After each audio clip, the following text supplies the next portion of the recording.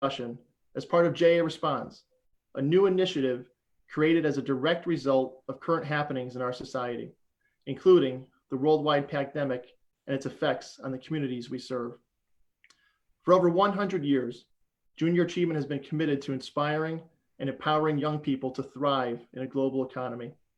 Although we cannot be with you right now in schools and corporate settings as we typically would be, as your education partner, we bear the responsibility to bring relevant information to the forefront through meaningful and honest community discussions. After today's session, I welcome you to reach out to me with any questions, concerns, and topics that you would like to see covered in future roundtables. Now, please allow me to introduce Ngozi Anaji, Junior Achievement's Education Manager of Entrepreneurial Programs, as moderator of today's roundtable. I trust you'll find our discussion enlightening, relatable, and helpful. Ngozi, the table is yours. Thank you, Jeremy. It is a pleasure to be here with everyone today. Today, much like every other day that we've been experiencing for the last 3 months, there's no secret that COVID-19 has had a substantial impact on not only the healthcare industry, our economy, but most importantly, our education system. The disparities that exist in the education system have been expanded, widening. The gap is being exposed as we deal with COVID-19. We see, and some of us have experienced, the actual transitioning to online and virtual platforms. But for JA, we thought it was important for not only for us to experience it or see it transitioning in the school system, but also to hear from those that are being impacted by it.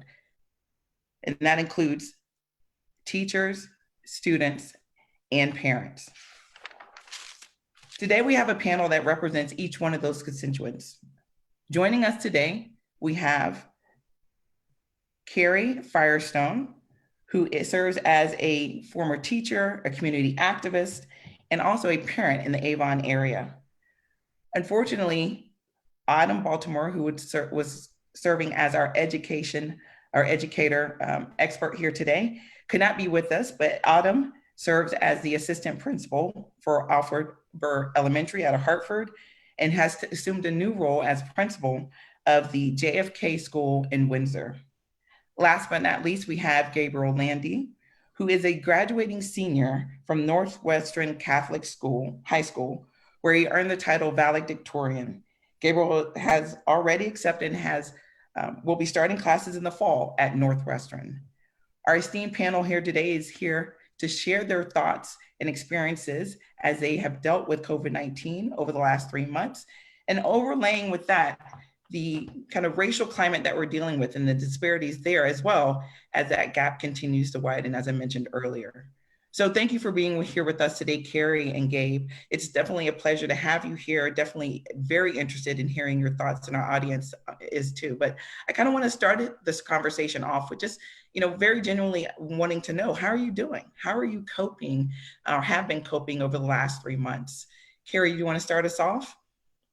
Yes, sure. So thanks so much for having me. And just, I appreciate so much what JA is doing in the community and in the world. So how am I doing? That's kind of a loaded question, I think, for all of us. And I was thinking this morning, I don't know how many of you have signed up for the app, How We Feel, which the state of Connecticut is encouraging people to sign up for, because it kind of monitors how, if we're sick, how many people are feeling ill in the community. But at the end of, and you check in every day. So at the end of the survey, it says, are you a little bit or somewhat or very, and then it goes down emotions, and it's like happy, sad, hopeful, angry, worried, and there are multiple feelings. And I find myself almost every day just saying somewhat to all of those things. And I think that in a nutshell is how I'm doing. I think as a parent, as a working mom, as a community activist, every day is sort of a different day, but every day I feel all those feelings. And I think many people can probably relate to that right now. So I'm feeling many things. Yeah. Yeah, I definitely would agree. It always feels like a mix of emotions every day. And I feel like over the entire, 3-month, 4-month period we've had, I've kind of had an arc. I think I started just really pessimistic. Like like the last day of school, I was saying, this could be our last day. Like I was worried for what was to come. I was worried that I wouldn't see my friends anymore. I was worried even 3 months ago, I was worried I wouldn't have, a proper graduation, which it ended up turning out all right. So, but, I struggled at the beginning. And then once I started really picking up my routine and kind of just, taking those negative thoughts out of my head and just, forcefully shoving them, and then kind of picking it, pretending almost I was in school, I think, and just trying to, get back on the work grind basically, and then just kind of building that, space for myself in my own home. That's where I started to find that I, was becoming happy again. And then I was becoming, like you said, more hopeful. And I still had those mix of emotions. I was still nervous of what was to come. I was just upset at the situation. But overall, I just kind of realized, you can just you can't control what your circumstances are. You can really only control your attitude. So I think for the past few weeks, once school has ended, I've just been kind of sticking with that mantra. And I've been doing pretty well now that I've, settled in and, like I said, picked up that routine. So. No, I think that's very important because I think, again, this is something we've never experienced, at least the current generations that exist. And so I think to sit in those feelings for a little while is kind of the first step, right? I mean, yeah. We don't know what's going to happen. We don't know what the kind of the outlook will be. And so, I find that very encouraging that, both of you experienced that in a sense, but we're able to kind of find your way kind of out of those emotions. And find a way to kind of create some level of productivity, right, Gabe? I mean, because at the end of the day, it's kind of that mental health that we got to be aware of. So, and Carrie, I know, with teenage kids in the house, right? Not only do you have to deal with your mental state as a parent, but talk about kind of, how did you encourage your students or your kids? Well, so I think many parents are getting to know our kids better at this moment. Oh, hi, Autumn. Good morning. Good morning. Morning. And I think with my teens, I've noticed they all have different needs. So I have one who's more introverted, and I feel like she's taking the pressure of middle school is gone. So now she can thrive behind the screen and she can do her work and focus on that. I have another teen in the house who's more social and needs that kind of human interaction to feel connected with her community, and it's been more difficult. And then I have my niece is with us as well, and she has other needs as a teen. So I think as a parent, it's important to assess each kid, not sort of parent in a blanket way, but one kid needs a little push or a little handhold to have assignments checked. One is totally self-motivated, but needs encouragement in a different way. So it's been interesting to know my kids as students and to see how to tailor, my parental attention and to let go of things I need to let go of. And frankly, I've been ignoring a lot of emails from schools. I feel like we've gotten a lot of emails. And so I'm kind of shutting down a little on that front. And so when I think of the parents I work with in other communities who are dealing with all these stresses, in addition to trying to figure out where they're going to get the next meal and trying to figure out where they're going to get Wi-Fi because they have no Wi-Fi to teach their kids. And I've heard of one family that has 8 kids with one parent phone as their device. So how do you manage that? So I think looking at the greater community, I think right now you had said, how are we figuring out how to be productive? I started with myself. Okay, I'm healthy at this moment. I'm okay. My husband's in healthcare, so he's in the basement just to make sure we don't both get sick at the same time, because that's a parent problem. If you're a single parent or 2-parent household, you both get sick, what happens? And then I look at my kids and make sure they're all doing their schoolwork and they're where they need to be. And then the next layer is our parent figures who are scattered about the United States, and how are they, and are they making sure they're not getting sick? And then the next layer is the community. And that's where I've been trying to place my energy when all the other fires seem to be out, because I think because we're communicating through a screen, we really need to try harder to reach out to the community and really figure out what the needs are with our neighbors.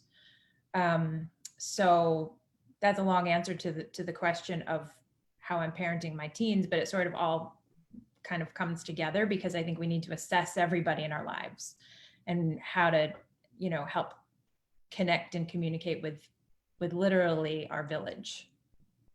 No, and I think that's key, and I can totally relate to that as a parent myself of four, right? The different personalities, the different needs. But as human beings, to your point, we interact with so many different people on a different daily basis, and that's part of the village. But we were happy to have Autumn with us, yes, to join the conversation. So welcome, Autumn. We were just, kind of talking about kind of coping, right? Like just, the basic question of how are you doing? And I know, you're transitioning into a new role, so you're taking on a lot of responsibilities, but, not only could you speak to how you're doing, but, as a Black educator, right? What is the racial climate doing for your kind of mental state and as you deal with, again, the impact of COVID-19? Thank you, Ngazi and JA, and the other panelists. It is a very interesting time, and I'll use that word as far as interesting. There is a lot of shifting going on, and the great thing about shifting is things will never be the same. So we can, I take solace in ensuring that while we're in this shift, being very apparent, being very observant, getting rid of the things that do not work and focusing on the things that do work, and taking small chunks at a time. I feel that as a Black educator, we want to fix everything. We want to, we come with our own trauma, our own suitcase of trauma. We come with our own suitcase of success, and we're always ready to just go really, really hard. And we have to sometimes take a step back. And as I was hearing the other panelists, and just make sure self-care is happening first, that you're not experiencing burnout. You can't help anybody else unless you yourself are prepared to help. And I think, and again, with all the interesting things going on in our society right now, here in America, here in our own state of Connecticut, I do really feel that before we move fast, we have to move slow. And we have to really take our time and be conscious around what is going on, how we're doing that, and who we are doing that with. So those have just been some of the things that I've been focusing on as I transition, making sure that my kiddos over at one school are taken care of and not feeling left and abandoned. Same with my staff, and the new ones that I'm taking on, extending the family, also feel that I'm there, I'm present, and making sure that they are getting what they need. So just doing a lot of self-care, a lot of reflecting, a lot of planning, and ensuring that, both sides and the side in the middle, which is me, is very observant of all things going on. No, I appreciate that. I think that's one of the major themes, regardless of where you are in this shift, as you referenced it, whether you're a student, whether you're a parent, whether you're an educator, or just a community representative. I mean, we have to start with self first, right? We have to make sure that we're taking care of self first. And so, kind of to bring it back to you, Gabe, right? You talked about kind of your mental state, but, now shifting virtually, right? And a graduating senior, right? Yeah. Like, what has been the biggest challenge for you in this remote online atmosphere? And I want to highlight that because I want to take the conversation, if you will, to some points that Carrie made about kind of this gap, this widening gap, and what I referenced in the intro, because I think you are in kind of the ideal situation, or have been in the ideal. Absolutely. Situation. I know. Can you So I've definitely understood my privilege right away. Like, that was very important. Was that I was, just sitting at home in my room. I was comfortable. I was happy for the most part. I didn't have my graduation, but then I was looking, and I just kind of took a step back and realized there's a lot of people who, just are far from the situation I'm in. So I think right there was just kind of a key moment for me to realize that, you're doing great. Like, you are very, very lucky. So keeping that in my mind already, whatever kind of went up, going, whatever happened in school, whatever work I got, whatever assignment I was given, it really didn't matter because I just kept thinking that, that you're in a really good situation compared to some other people. So the actual work itself, for me, I felt like I was very challenged in school this year. I tried to take a lot of harder classes. So the actual workload wasn't terrible because those kind of only could scale down. If they went up, it's impossible, basically. They were already very difficult. But I think most of all, what I kind of missed was the social aspect, which I didn't really realize that because I've always kind of been a little more quiet. I've always just kind of been good just living with myself. But when you're just by yourself for, a month or two, any introvert can immediately yearn for that social interaction. So I've spent probably 3 or 4 times in the past month or two social distance gatherings with my friends. And that has helped significantly. I can't stress that enough. Still keep in mind and be cautious that there is still a global pandemic. And we've become so normalized to it, and especially in my household where I have 2 healthcare workers as parents, and my dad was diagnosed early, so it feels like we've just been in the situation for years. Still, even though it's normalized, to keep in mind that you just got to be careful. So just whatever it was, whether it was just going on a walk 6 feet apart with masks, or sitting around a campfire, it helped significantly and helped just kind of make a really weird situation normal again, like actually normalize, and not normalize in the sense that I'm used to it, but now make it, make me comfortable with it, I guess. So overall, I think it's that idea of a balance. And you can say that about anything in life, but especially when you're going through something that completely shatters the scale, basically, you have to find something that can try to tip it back in any way possible. So for me, that was just these random once a week social interactions, still being cautious. But yeah, the social interaction, which was surprising for me, was the hardest thing. But I think I've made do. And like I said before, I'm happy, I'd say. It's interesting that you say that because, we as parents carry our kind of references to you, right? We see our kids this day and age, they're online, they're on their phones, Yeah. right? They call that social interaction. Yeah, it's not enough. I know. It's not right. Exactly. Right, Gabe? I mean, and so I think, there has to be this certain level of appreciation, right? I think, which we sometimes forget about, that even for students, even for our kids, they feed on that type of interaction as well. Right. We think, they don't even know, they don't even look up when I say hi to them. My kids, right? Yeah. Give me eye contact.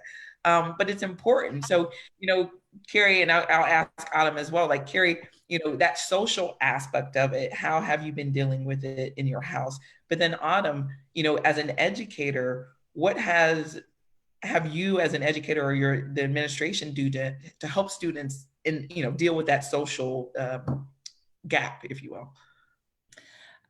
So I have social kids. So I think the problem that I'm seeing now is, at first everything was fine because everybody was home.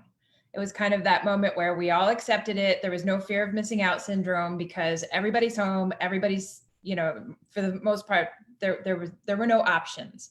But I always kind of bragged to my kids that I actually brought in another child. I brought my niece in and had her quarantined for several days, and now she's with us from New York State. So I was hoping that would add to the social dynamic of my house. But I looked at what other parents were doing, and there was a lot of judging of, this teacher's not doing this, and my kids are on their phone all the time. And I decided to just let everything go. And we are now sort of in vacation mode. So they get their phones all the time. We're not fighting about that right now. They've become nocturnal. And it seems like a lot of teens are up all night. I posted this on Facebook, and a lot of other parents are saying the same thing. But I'm allowing it to happen because we're in a crisis right now. I mean, there has to be some ability to diffuse the situation socially. And if they're having raves online at 2 a.m. with all their friends, then that's how they're coping. And that's okay for me. So we've done the driveway, 10 feet apart, 4 chairs in the driveway. We've had a friend over on the deck, across the table to sit and talk. So we've started to have those moments. But I think many parents can relate to this moment now where some of the kids are out doing whatever they want right now. Yeah. And we're more conservative about our choices with where kids go. So I think now that summer is going to be tough for a lot of parents because there's going to be a lot of, well, how come they get to go out and I don't get to go out? And I don't know how to handle that. I'm at a moment where I'm just trying to figure out what to do with this one. Yeah. Because it's going to be, the fear of missing out syndrome is a real thing. It is very much a real thing. Mhm. And so Autumn, how have you been able to assist? Because there's a part of me that thinks, right? I mean, my kids being very social as well, the only reason they looked forward to going to school was to be social. Yeah. And not only that, my kids are athletes. So, that aspect of, just the team interaction and their peers there. But, I'm concerned, kind of going back to Carrie's and Gabe's points, like, that lack of interaction. One, how does it impact them when they come back into the fall? But again, back to my original question to you, what are schools doing to help kind of facilitate that in this time? Great question. And we definitely, the first thing that we needed to do is we realized both in brick and mortar and online, we needed to support families, i.e. whoever is the caretaker in the house, mother, father, sister, sometimes auntie, grannies, granddaddies, sometimes foster. We realized that by taking care of the caretaker, then it would help us to collaborate a lot more versus the teachers will do this, admin will do that, parents do this, all these different silos. And we realized that the methodology that we decided to use in putting the families at the center of the learning, where normally in brick and mortar, it's the student at the center of the learning. We realized that, with all of the obstacles, getting on internet, multiple children in the house, families that like said before, one's in the basement working and the other one's upstairs and we can't have them both sick at the same time. Not being able to go over to Abuela's house like I normally do to go, take a break or do my homework until my dad gets home. So we had to kind of move the student to the side and incorporate the caretaker in the middle of that. And when we did that, we noticed that there were more efficiencies, and it was highly effective for parent and student to work together collaboratively, and our resources would gather around them to give them what they needed instead of these silos. So we kind of brought the silos together instead of just the student at the center, student and caretaker. And then that way we were able to collaborate better. I think in regards to the social aspect, this just lifts the undeniable fact of social emotional learning and about how academics is important. But again, if you don't look at the whole child, the whole family, you're going to definitely lose a lot of traction with the academics. There's so much data out there now. And I'm kind of, if I'm looking at this, hindsight 2020 or silver lining, it exposed a lot of things that only a small population of us saw. And that social emotional is a huge proponent in making sure that our mindsets are clear, our students' mindsets are clear, families' mindsets are clear and able to support all together. So I think what this is exposing is that we need to do a little more work on social emotional, and that it's not the reaction to somebody who says, I don't feel well, something's happened to me, I'm who I am, but people don't accept me. But look at it from a front loaded side and through. And I think once we start building those models, and there are some very effective models already, MTSS is coming, multiple tiered systems of supports, which is the next layer to SRBI. So that, it has a huge social emotional piece in regards to looking at tier 1, tier 2, tier 3 supports for students. And I think instead of just specific students getting that, we can kind of look at all of our students and our families getting that, and not, again, being reactive to a student or a family situation. In this case, when our school, both the school I'm leaving and the school I'm going to, had similarities, 2 different districts, we started to promote families and students. So having award ceremonies, which is brick and mortar, but having them more frequently, finding the fun in it, and then giving awards to families. They weren't they were learning too with their kids. It's like, I don't know how to do this new math, so it's like, oh my God, I was able to learn it and learn it quick and teach my baby. And because of that, we're not only awarding the child for succeeding, but we're also rewarding the parent for succeeding. And as soon as we started to do that, more and more parents were online, students were able to get to where they needed to. If the teachers are like, take a break, we can extend that timeline. It was not like, my student is not doing what they needed to do. More conversation happened.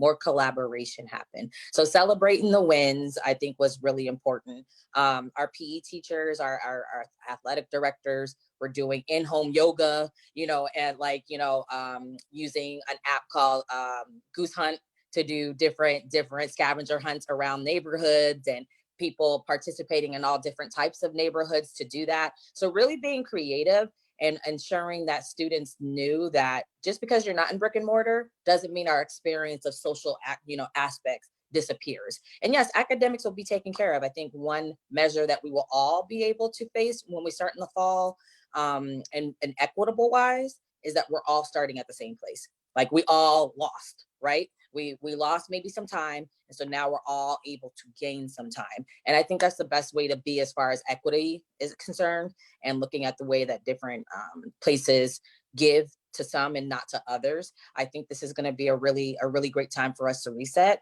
and take a look at social emotional learning, rewarding the good, rewarding the families and communities that are supporting, and also just taking a look at how we are really putting both student and families in the center of our learning versus just the student. Can I just add something to that? Because I have to say, everything you just said is fantastic. So thank you. You're welcome. As a parent, it's such a brilliant model, because a lot of the anxiety in homes I'm hearing is, we don't know what we're doing with technology, for example. We're lost. So if our kids have a meltdown, we can't help them. And that ramps up the anxiety level in the home. So if you're helping support parents, they can then say, okay, I've got this. Let's sit down. Let's figure this out. But if they say, I don't know what I'm doing either, then we know what happens in those dynamics. But I will say, I would like to add, I reached out to a young woman I mentor in Hartford and told her we were doing this, and asked her thoughts on the learning process right now. And I'm going to quote her because she messaged me. Yep. It's definitely hard, and parents can't afford Wi-Fi. Schools are only giving computers to certain students. Mm-hmm. These kids in my neighborhood are so far behind, and it's so sad to see. They all want to quit school because school is so stupid. They are never going to be anything in life. Mm-hmm. Now, these are her words, but I think when parents don't have access, we're talking about frustration fighting with our kids when we do have access. Right. When parents don't have access to Wi-Fi and don't have access to devices, it's a whole different game. And so I just want to emphasize that, because she's not alone in seeing and feeling this. So I think one of the things as a community, this is not just COVID times. We have homework every day, whether we're in a pandemic or not. As a community, I feel like we need to find ways to get Wi-Fi and devices into the hands of every single family. Mm-hmm. And that's did you want to respond to that, Autumn? Yeah, no, Hartford is a huge district. I work at a community school, and I've also worked at magnet school. So I've seen both sides, and that really starts with the state.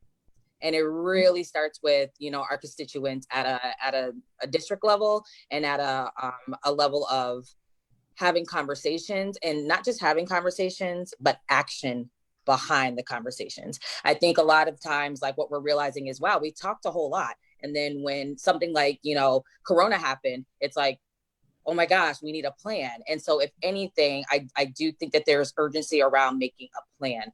I have students that, even myself, I'm online with them, I'm calling them. I don't really look at myself as an admin. I've never looked at myself. I've been in classrooms. I taught 6th grade for a week because we didn't have a teacher and no subs. So I definitely feel her urgency. I definitely feel her fear, and many other teachers that even work in my building. But just the same way that we're taking care of students and families, we also need to take care of our staff members, and realize that teachers it was either a very extreme.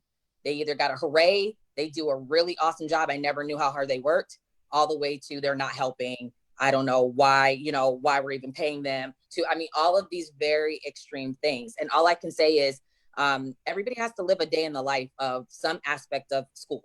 It's, we are very easily saying that I can understand that, but until you live the day in it, for example, I can understand a parent's plight, but until I live in that house with that family or that child, I can't make assumptions. However, in Hartford and many other places, different schools do get different things. I know our school didn't have working computers to begin with, let alone when Corona came around. And so I know I spent many days at the school when I wasn't supposed to, making sure that, all of our students at Burr received computers.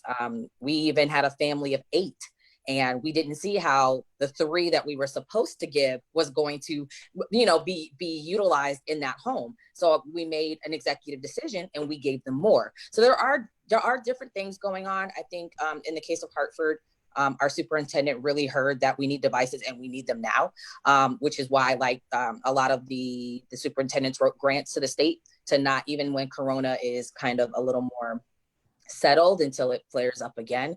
We're, like you said, we're not going to be in this case of who has one and who doesn't have one. And then the next battle is internet, who has it, who doesn't have internet. And so I think, again, just in equity, whether Corona happened or not, I totally agree. All students should have equitable resources, whether we are in brick and mortar or we are online distance learning. No, definitely a good point. So there's a couple of things I want to touch on, but I want to kind of go back to your example, Carrie, of the student that you reached out to, because I think, for me, as I listened to her comments, it's almost like there's a loss of hope, right? I mean, education is supposed to bring out, the hope of what's to come in the future and what we can be if we learn and we educate ourselves. And so I think there's a component of that makes me a little sad, right? I mean, because it is the mental health of our students that we have to be aware of. And I know, Gabe, in some of our prep conversations, you talked about what gave you hope in this situation, the prospects of going to college, right? The prospects of, kind of entering into this new world and what that would be like. And so that gave you kind of some positive motivation. Do you want to talk a little bit about that? Absolutely, yeah. The mental health of the student is so key. Yeah, it's the mental health of the student, and it's also, I feel like, the trust and the tangible and the visual empathy, basically, that you can tell that the organization is giving to the individuals. Like Autumn was saying, I think you guys have been nailing that with just your entire program. Is you're trying to show that we do really care about our students, because you guys do, and it's just getting that message across. My university in particular, they just came out with a program, and I think they just released more information today, just detailing it and making sure we know what's going to happen. NU Path, which is basically a mix of physical in-classroom learning and virtual learning. So you can either elect to stay home, just stay in your house for a semester, and then go to class online, or just watch a semester watch a lecture that they pre-record. Or you can even go, they're offering dorm rooms for people that want to still learn virtually. You just sit in your dorm and you learn online. So I know a lot of people that are electing to do that, just out of safety reasons, or they're electing to save home to save money for room and board. So having that option is definitely it builds up that aspect of, the trust between organization or district and student. Because you look at a lot of other schools, I feel like I've just been super lucky in this entire situation. But I have a lot of friends that are a grade older or in my grade that they're just saying, yeah, school's canceled. I just have to stay home. I have to take a gap year. I had a friend that was super excited to go to Fordham, but now she's like, yeah, I just can't. She's looking at different programs to do over the entire next year, just because they flat out just canceled. So building up the idea that, these people really do care about you is so important. And it not only builds trust for future situations, you just feel happy in general. It all comes back to that mental health of the student. Just feeling like you belong there. So I think that's the best thing schools can do. And also parents can help with that. Parents can, support these different organizations. Parents can make sure their students feel like they're doing the right thing, give them advice because they probably know better. And yeah, it's definitely, it's a community effort to build that trust. That's so important. So that's the key word, right? Because Carrie, we've been talking about this community, right, of effect, if you will, because I think that's important.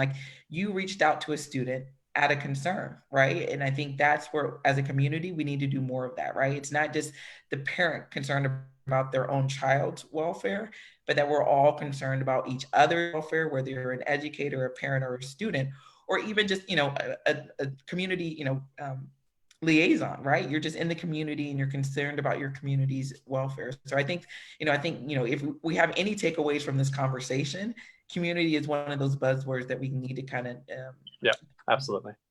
And so, we've talked about Autumn and Carrie specifically about kind of the disparities, right? The gaps that are being highlighted, because I think they were always there. They were always there, right? But now it's being exposed even more. But what I'd like to talk about is, one, where do you see community organizations supporting and closing those gaps? And then where do you see that impacting the fall, right? Kind of future shooting here about, what do we think we can do in preparation for the fall if we kind of combine our efforts as a community? Carrie, I don't know, you want to go first and kind of respond? Yeah, I run a local civic engagement and service organization. And so we're always thinking about the big picture and where can community, if we look at a ladder and there are several rungs missing on that ladder, it's really going to be hard to climb to the top. So where can we meet those rungs as a community? And of course, when the pandemic came up, my friend works for Food Share, and it was all about feeding, right? Let's feed our healthcare workers. Let's feed our people who are just unable to get meals for their kids because they're overwhelmed. But also, let's throw a lot of money all at the same time into Food Share because we need to keep people fed. That's one thing. On the education piece, when I look at the vast problem of disparity, and I think we talk about hope, Gabe has hope. I feel like the hope that's what my student is talking about. When you're already at the edge and you're kind of wavering, it's not the kids, who are valedictorians and, oh, suddenly I don't want to go to school anymore because I don't have Wi-Fi. Right. It's those kids who have already been on the precipice and they're like, forget it, what's the point? And that you see that hope just kind of drain out of their souls. And that's the group of kids I want to really focus on. So how do we do that? Well, a simple thing the community could do is get together and figure out how to get Wi-Fi into communities. I mean, it's 2020. We've sent people to space like a week ago. How do we get Wi-Fi into communities that aren't even in the middle of Montana? Number two, how do we figure out a group of initiatives to get devices into homes? Those two things alone will add 2 rungs to that ladder. And to me, that's what community is. It's about figuring out what we can do as a community. Okay, we can't solve everything, but come on, Wi-Fi and devices. So that's really what I would say. And going into the fall, like I said, no matter what we do, our kids are going to need online, services to do homework, to do chats with kids, to do projects. This is going to continue. So it's a problem we can all think about and confront together. What do you think, Autumn? I love the example of the rungs on the ladder. Definitely helps you not jump to, inferencing, right? To the inference ladder. So I love that exemplar. And I would just add that to strengthen the ladder, because if I go back to what I originally said was in concurring with, a lot of people, we don't want to take off a big chunk and then try our best to chop at it. It's really significant. We want to make sure that there's data to support it, and that we're just not going out and doing all of these things and really one of those things or 2 of those things can work. So again, I concur. And I would say once we start to work on getting and being a part of a community organization through both my sorority and another leadership group and giving back to our communities, we've talked a lot about learning. So again, we may have the resources, which I think is something that we still don't need to shy away from, to say that everybody has a working resource in their house. I agree that's definitely not true. The next layer to that I think that we can, the schools or community organizations can also support with is training, and not, because we're not going to be able to be in groups which is logistically the easiest way to do that. We need to start finding, systems that are free, systems that are easy, systems that are in multiple languages, systems that, people can go on at different times. Like, I agree. Like, I love the college model that they're doing now, where you get to select whether you stay in the dorm and go online, or you stay at home and go online because maybe you're also a caretaker for your family, or you want traditional, going into side of a class and having interaction with that physical presence. But I do believe that training is going to be the glue that keeps those resources going. Even if we had a lot of computers break, a lot of tablets break, and they were like, what do we do? What do we do? And it was families that we had really, really difficult time trying to even get a hold of. And so we didn't want to lose them by, the computer is not working anymore. And so we were thinking, like, how could we have a training session on how you can troubleshoot, how, and a one-stop shop, like not going here, not going there, but a one-stop shop. I'm having trouble turning this on.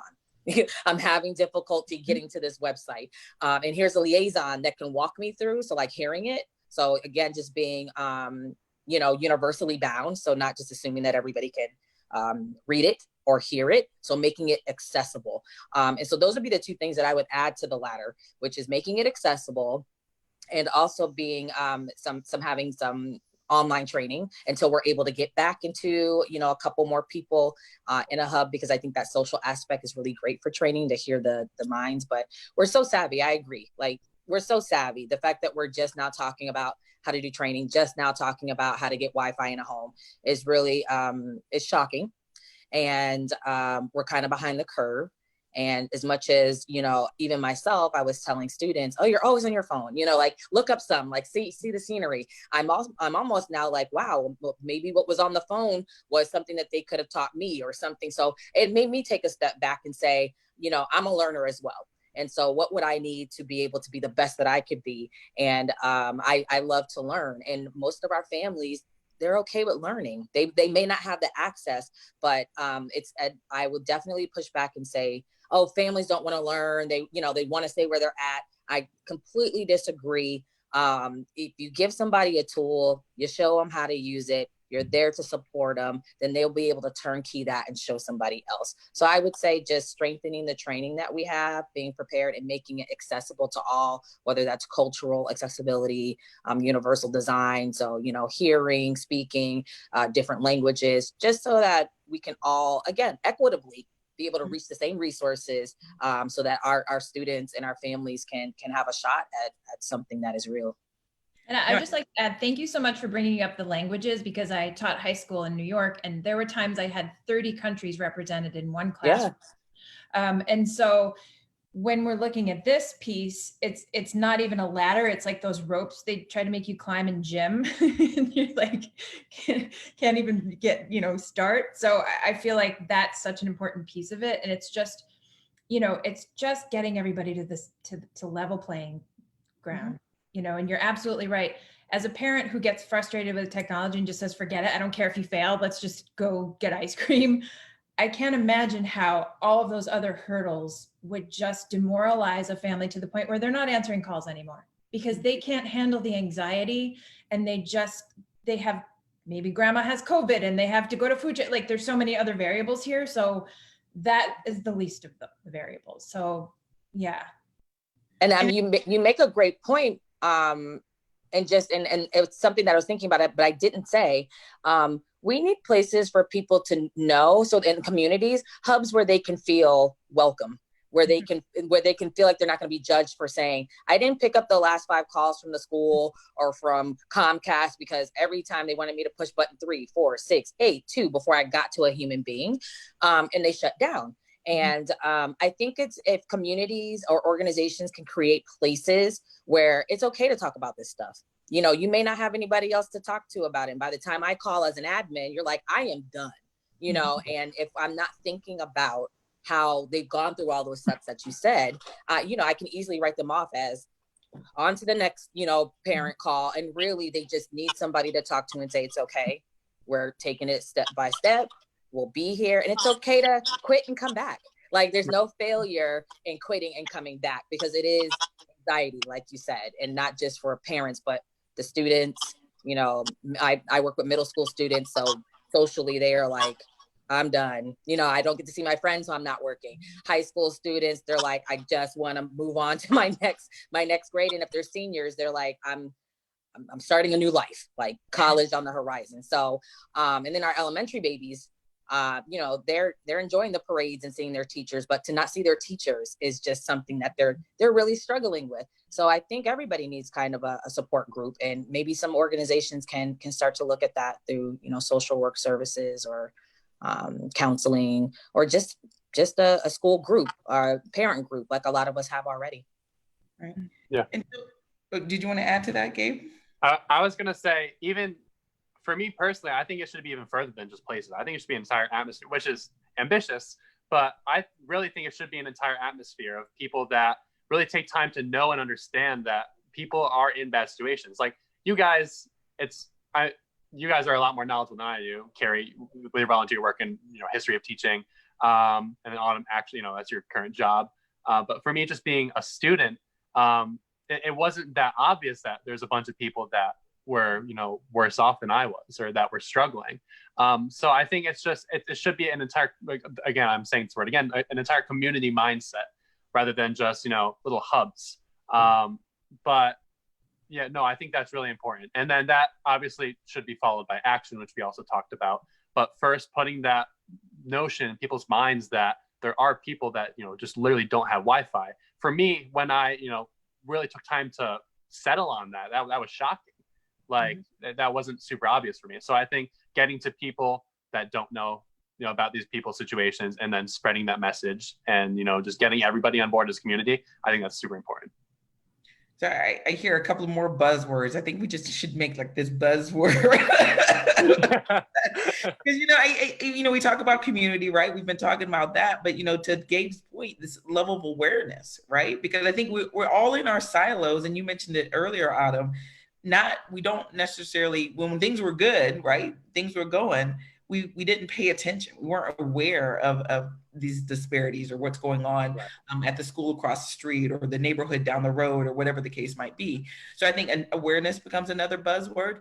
But, you know, Autumn, I like what you also said about learning. We are all learning in this situation. There's not one person who knew that this was happening and knew how to respond and knew what to do and knew, you know, what the end result was going to be. And so I think we need to take away this kind of openness to continue to learn. So when we talk about the fall, right, we don't know what that's going to look like. It's going to be a hybrid of everything, right? Because again, we need options. We have students, teachers, parents, communities with different needs. So really being focused on the community, being aware, and being open to learning. And so, you know, we have a few minutes here left, but I have one question to ask each one of you. And I'll start with you, Gabe, because it came from our audience. You know, what advice would you give students coming behind you, the next class of students? And then, you know, Carrie, I would ask the same thing. What advice could you give parents? And then Autumn, what advice could you give educators like yourself? So I think my advice would be that I think we also learned here that during this entire situation, academics are important. Yeah. Your extracurriculars or your job or whatever is important, but there's nothing more important than the relationships you build and the bonds you make with these people.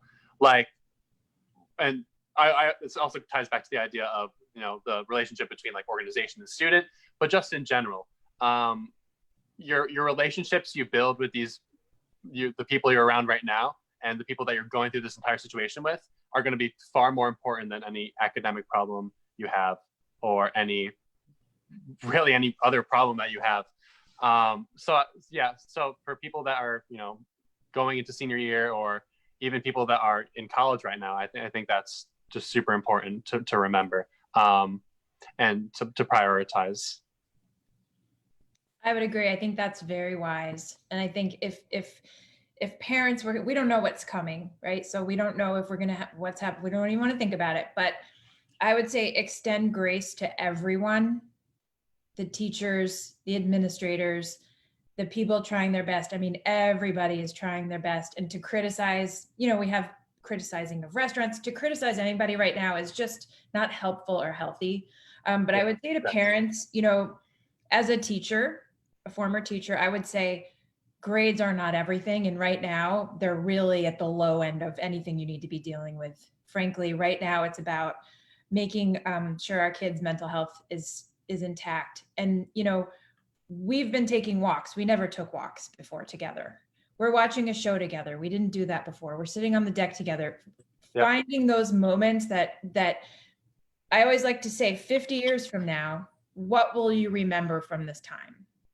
Is it going to be the assignment you didn't turn in because you didn't know what you were doing? Or is it going to be the walks you took with your family? You know, so I think always to look at the forest and not the trees, and to really think about how to forgive your own, you know, self too. If you sat on the couch all day, mom and dad, and did nothing today because you were spent and you just couldn't, and you know, you ate junk food, that's okay. We're in a crisis right now, and that's okay. You know, there are no rules here. So I would say that to everybody, but you know, especially to parents, it's okay. It's okay to do nothing, and it's okay to let your kids slide with the academic school year. I don't even know if anybody's going to count this semester, but certainly 50 years from now, nobody's going to remember it. So they're going to remember the connections you made with the people in your life. That's exactly what I've been saying to anyone that says, "Oh, I'm so sorry your graduation didn't go as planned." I said, I'm not going to remember. I don't think most people probably don't remember their high school graduation. They remember they were sitting in their gown in, you know, an auditorium. But I just keep saying back to them, I'm going to remember the support that you guys are giving me. I'm going to remember, you know, the people that are behind me in this situation. So that's always been the most important thing to me. Just, yeah, in general.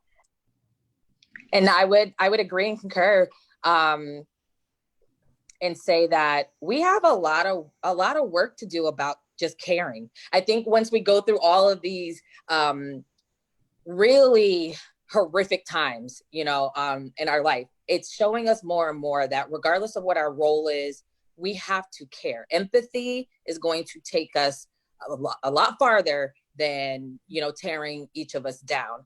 And I think we have to have courageous conversations.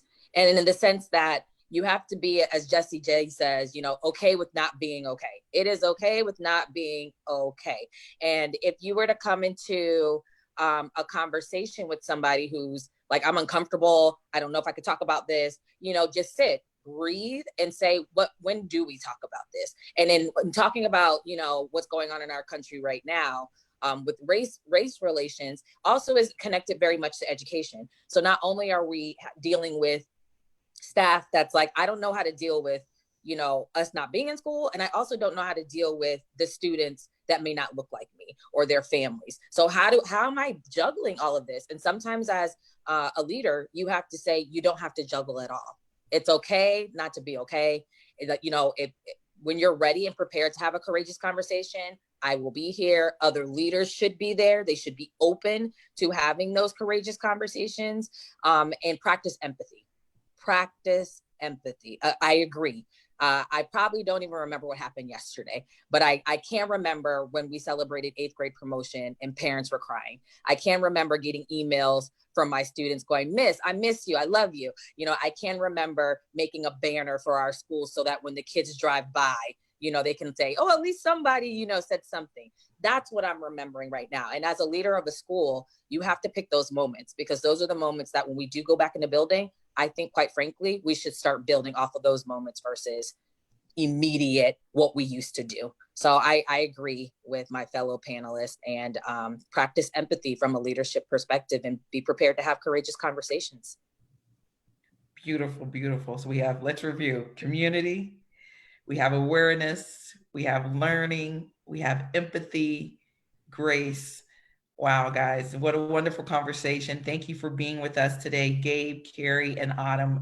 Really enjoyed having this discussion with you. And for our audience, we look forward to seeing you again. More courageous conversations. JA Responds is looking to open up the dialogue within our community, not just our educators, parents, and students, but our entire community. Thank you very much and have a wonderful day. Thank you. Thank you all. Thank you. Be safe, everyone. Thank you, Carrie. Thank you, Gabe. Thank you, Ngazi. Thank you. Take care.